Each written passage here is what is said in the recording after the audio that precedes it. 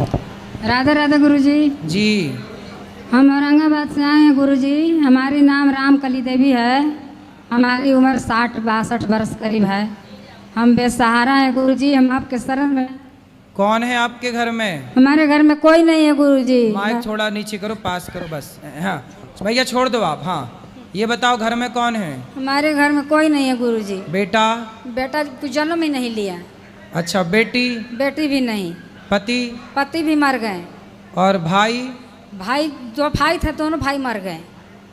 तो आपका घर का अभी तक कहाँ थी आप? अभी तक थी अपने ससुराल में ही, मतलब किराया के घर में थी। तो आपके जेठ, आपके भतीजे कोई? जेठ भी मर गए, वो भी नहीं है, कोई नहीं। तो जेठ के लड़के बच्चे? कोई साथ नहीं देते हैं। आपका कोई साथ नहीं देता? कोई नहीं साथ। परिवार में कोई आपकी सेवा नहीं करता? नहीं, कोई नहीं है। अच्छा, तो हमसे क्या चाहती हैं बताओ? आपके पास आए हैं, आपके आश्रम में बची हुई की जिंदगी बिताने गुरुजी। अच्छा। रख लीजिए, हम आए अपने पड़ोस के लेकर साथ में। अब नहीं रखेंगे तो मरने के अलावा कोई चारा नहीं है गुरुजी। अब देखो ये माँ है जो कह रही कोई आश्रय नहीं है बाबा। चिंता ना करो, मत भगाना बाबा। नहीं चिंता ना करो, मैं आपको यहीं रखेंगे, आपका बेटा बन के हम सेवा करेंगे बाबा। रख लेना बाबा। चिंता ना करो। अब रो मत, अब ना रो। अब देखो ये माएँ हैं, जिन माओं के लिए कोई, अब देखो परिवार में कोई नहीं। अब ये मैया क्या बोल रही हैं कि मरने के सिवा कोई ऑप्शन नहीं। कोई ऑप्शन नहीं है बाबा। जब माताओं के पास कोई सहारा नहीं मिलता, कोई सहारा नहीं बचता, तब माताएं यहाँ आती हैं। अब यहाँ बोलो ये बेसहारा माओं की सेवा करना, इससे बड़ा कोई पुण्य हो सकता है धरती में? आप रहो यहीं, चिंता ना 2 साल से ये कौन है इनके? ये कौन है? मैंने बेटा माना है। पहले ये बताओ ये कौन है आपके पीछे? पड़ोसी है। बात करा पड़ोसी से। अनचाहा रिश्ता है इनसे। पड़ोसी बात करो। अनचाहा रिश्ता पड़ोसी में। हाँ बात कराओ पड़ोसी से। राधे राधे गुरुजी। आप पड़ोसी हैं? जी गुरुजी। तो आप पड़ोसी हैं तो मैया की सेवा कर सकते हो ना? सेवा हम साल भर से इनकी कर रहे हैं, लेकिन हमारे भी पिताजी बीमार रहते हैं गुरुजी। हाँ। हम उनकी सेवा कर रहे हैं। तो आपकी माँ है? जी नहीं, माँ को तो बहुत सेवा किए हम, तो माँ कहाँ? पिताजी हमारे बीमार रहते हैं। देखो आप पड़ोसी हो, 2-4 लोग मिल करके ऐसी माँओं की सेवा। आपके अड़ोस पड़ोस में यदि कोई माँ है? मेरे पिताजी बहुत ज़्यादा बीमार रहते हैं, उन्हीं में हमारा टाइम लगा रहता है। और थोड़ा हम बहुत कमज़ोर एथी के हैं, इसी एथी से इन्होंने कहा कि बाबू हमको केवल गुरुजी के आश्रम में पहुंचा दो, आप तुम्हारा बहुत भला होगा। हम बोले कि चलो हम ले जाते हैं। सोचिए आपको यहाँ पहुँचाने से आपका इतना भला है, तो जो इन वृद्ध माओं की रोटी बनकर सेवा करेंगे उनका कितना भला होगा। इसलिए आप सबसे मेरी प्रार्थना है कि इन बेसहारा माओं के लिए, अब देखो ना यहाँ अभी हमने आपसे बताया 298 वृद्ध माँ, अब ये रख जाएंगी यदि तो ये 299 माँ हो जाएंगी। अब यहाँ रोज़ कोई ना कोई माँ आती है, गिनती रोज़ बढ़ती चली जाती है। अब गिनती बढ़ती है तो स्वाभाविक है कि यहाँ खर्चे बढ़ेंगे। तो अब वो सब जब आप सब सहयोग करेंगे, एक एक माँ को भी यदि आप सब गोद ले लें तो बहुत सपोर्ट हो जाएगा, बहुत सेवा हो जाएगी। तो आप सब इन माँओं के बेटा ज़रूर बने, इन माँओं के लिए अपने इन हाथों को आगे ज़रूर बढ़ाएं, सबसे मेरी प्रार्थना। ठीक है मैया, बेटन को रखवा दो। आप बैठो मैया भी। गुरु राधे राधे गुरु जी। जी इसका बर्थडे जन्मदिन यहाँ पे। क्या जन्मदिन है इसका? जन्मदिन है? हाँ मनाया है, मैंने साधु संतों के संग मनाया है। वाह। प्रभु बहुत मीठ मंगना कहा था, बहुत सुधर गया। सुधर गया ये? चलो अब तो सुधर गया, अब खुश रहिए। भगवान अभी मिलूंगा, अभी बैठो, अभी मिलेंगे सबको। राधे राधे गुरुजी। जी।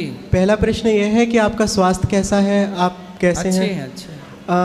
जैसे अभी सेवा की बात हो रही थी कि आपको इन भैया ने बताया था कि आपको ऐसी सेवा करनी चाहिए, आपको बताया गया था, लेकिन ये तब बन पाया है जब आपने इस पर निरंतर वर्क किया है। जी। तो हम भी बहुत कुछ अच्छा सोचते हैं, यहाँ पे काफ़ी लोग अच्छा सोचते हैं, लेकिन उस पर मुकाम पे इसलिए नहीं पहुँच पाते क्योंकि हम अच्छा वर्क नहीं कर पाते। तो अपने मन को नियंत्रण करके एक अच्छा वर्क करके उस चीज़ तक, अपनी सेवा तक कैसे कर पाएँ?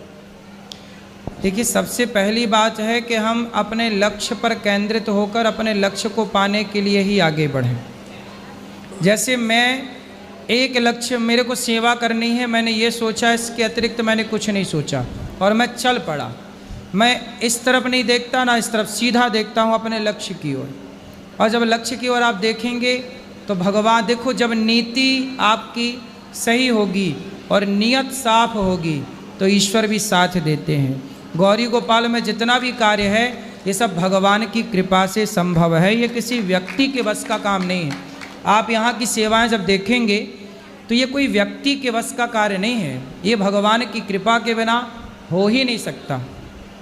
गुरुजी एक प्रश्न और है, पर्सनल है थोड़ा सा, कि वैसे हम परमात्मा के अंश हैं, लेकिन शारीरिक संबंध भी जैसे पेरेंट्स से है या भाई से है या बहन से, किसी से भी है, तो फिर जब उन्हें कोई विपदा आती है या फिर उनके कोई शरीर पर संकट आता है या उन्हें हॉस्पिटलाइजेशन की देनी पड़ती है तो फिर हमें बहुत कष्ट होता है, हमारा मन करता है कि जल्दी से ठीक हो जाए, हम बहुत परेशान हो जाते हैं कि सामने वाला तो ये तो होना भी चाहिए, सही तो है, क्या पर बुराई? इसमें क्या कर सकते हैं, बहुत परेशान हो जाते हैं, मन नहीं, सही हो वो बिल्कुल। परिवार में कोई बीमार पड़ जाए तो पूरा परिवार चिंतित हो जाता है, तो स्वाभाविक है ये। दादी की इस टाइम बहुत तबीयत खराब, सही है, ये होना भी चाहिए।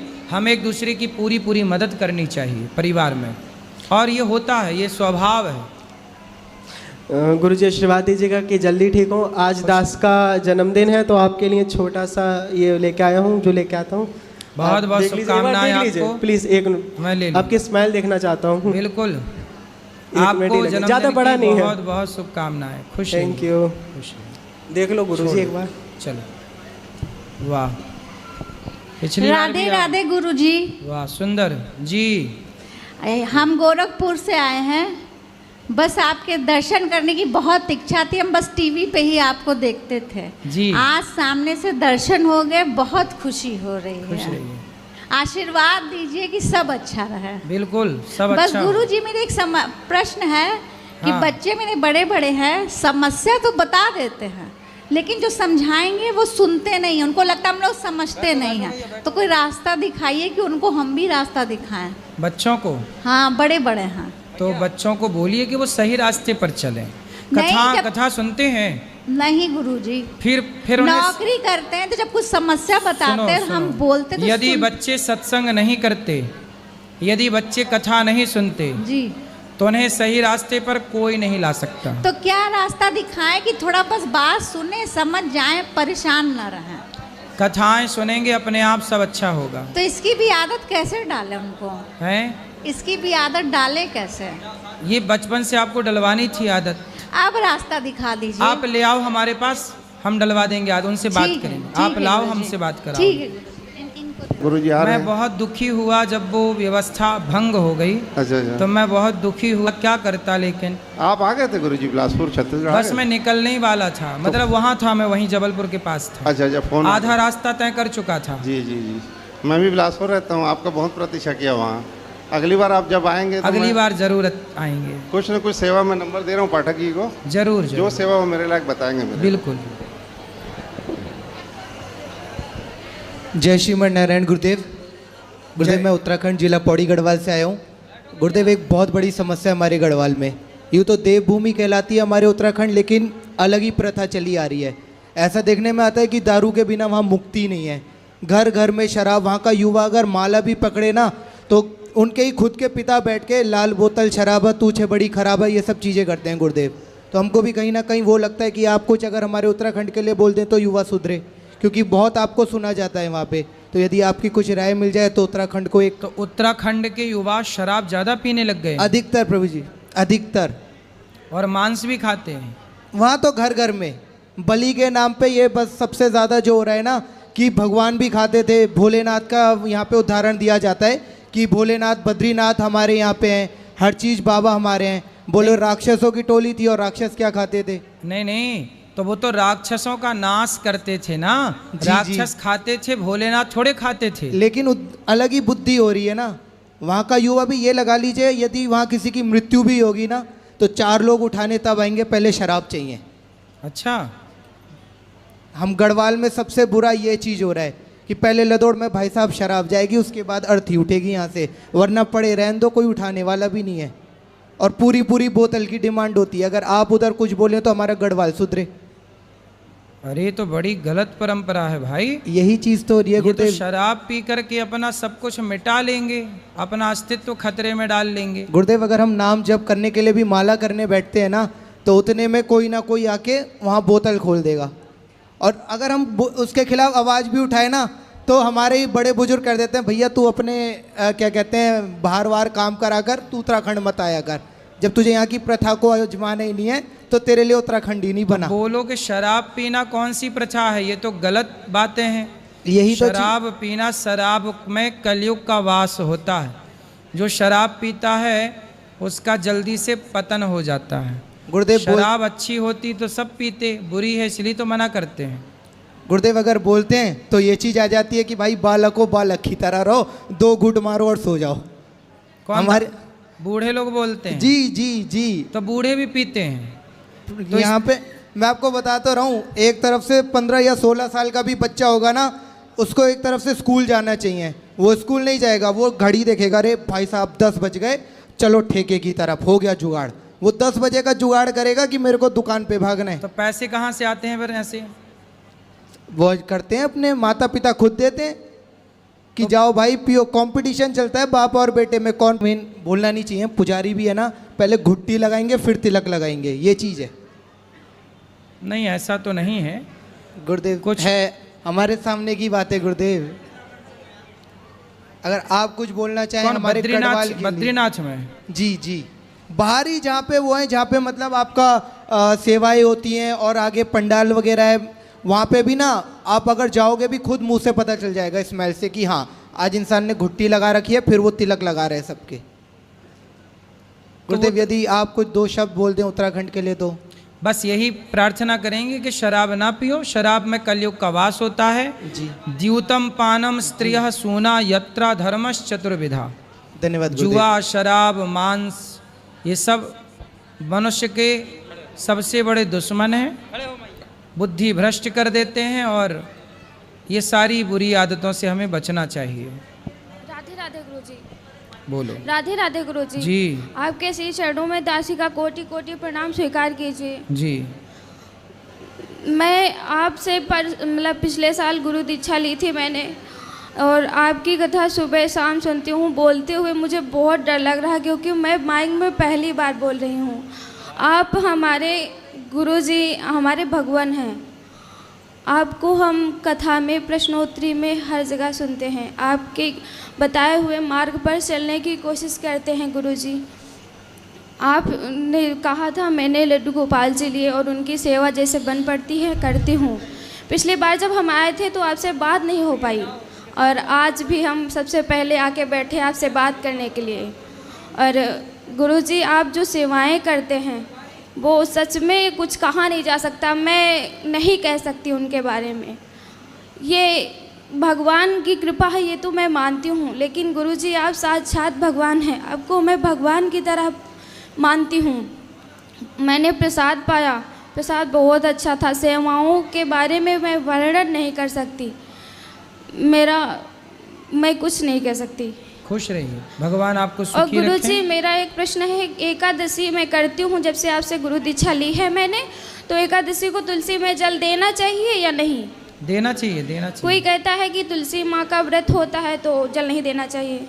तुलसी में जल डालने से कोई दोष नहीं है। और गुरुजी किसी ने हमसे कहा कि खाटू श्याम जी जो हैं वो कृष्ण भगवान, मतलब जो खाटू श्याम जी कहते हैं तो कृष्ण भगवान उनकी सुनते हैं, तो क्या भगवान से बड़े खाटू श्याम जी हैं? भगवान ने ही अपना, देखो खाटू श्याम जी बर्बरीक हैं एक। जी गुरुजी। और बर्बरीक का सिर भगवान ने काट दिया। जी। पूरी कथा सुना चुके हैं कि मैं सुनती हूँ, मैं महाभारत में दर्शन किया, बाद में उनका शीश उन्होंने खाटू में स्थापित कर दिया। भगवान ने अपना नाम दे दिया श्याम, स्थान दे दिया खाटू, तो नाम हो गया खाटू श्याम। तो भगवान कृष्ण ने अपना नाम देकर, अपनी शक्तियाँ देकर उनको स्थापित किया। जी गुरुजी। और गुरुजी मेरे पति भी हमारे साथ आए हैं, हमारे साथ गुरु दीक्षा ली थी उन्होंने। आपकी सारी बातें तो वैसे मानते हैं, लेकिन एक बात बहुत मानते हैं कि जब आप कहते हैं ना कि पति पत्नी में झगड़ा नहीं होता है तब जब एक चुप रह जाए। मैं कुछ भी बोलती हूँ तो वो जवाब ही नहीं देते हैं। कुछ भी बोलती हूँ तो जवाब ही नहीं देते हैं, अच्छा चुप रह समझदार हैं। जाते हैं। तो आप ना बोला करो ज़्यादा। जी, मेरे पति से एक बार राधे राधे बोल दीजिए। कराओ बात। राधे राधे गुरुजी। जी जी, तुम्हारे चरणों में कोटि कोटि प्रणाम। खुश रहिए, सुखी रहिए। ठीक गुरुजी। चलो यहाँ लाओ, मैया को बात कराओ।